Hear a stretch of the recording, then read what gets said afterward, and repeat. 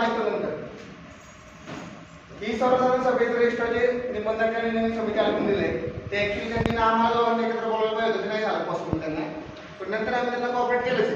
पण आता तुम्ही जर का बघितलं नाही तर 3 पेक्षा जास्त सर्वसाधारण न आल्याबद्दल तर ते निलंबित होत असतात समिती सदस्य. ते अशी मोठ्या प्रमाणात आहे की ते नाहीच आहेत, 15 सगळे नाहीच आहेत.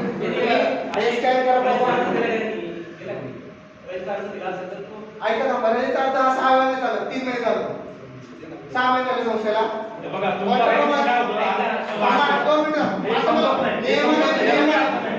बोलतोय साहेब, आपण लोकांना गृहीत धरतोय 1 तासात आम्ही बोलतो 2 तासात दिले कन्क्लुजन यायचंय तुझं गेली की असं वाटतं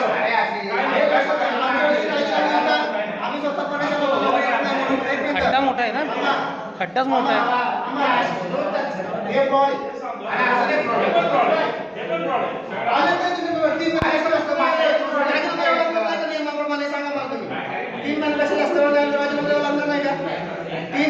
तीन समिती सदस्यापेक्षा जास्त absent आहेत, मोठ्या प्रमाणात absenteeism आहे इथं आणि याचे फोटो काढल्याशिवाय रजिस्टर ताब्यात देऊ नये. जर मागणी करून घेणार असतील तर त्यांनी मागणी करून घ्यावं, पण त्याची रिसोर्ट होईल.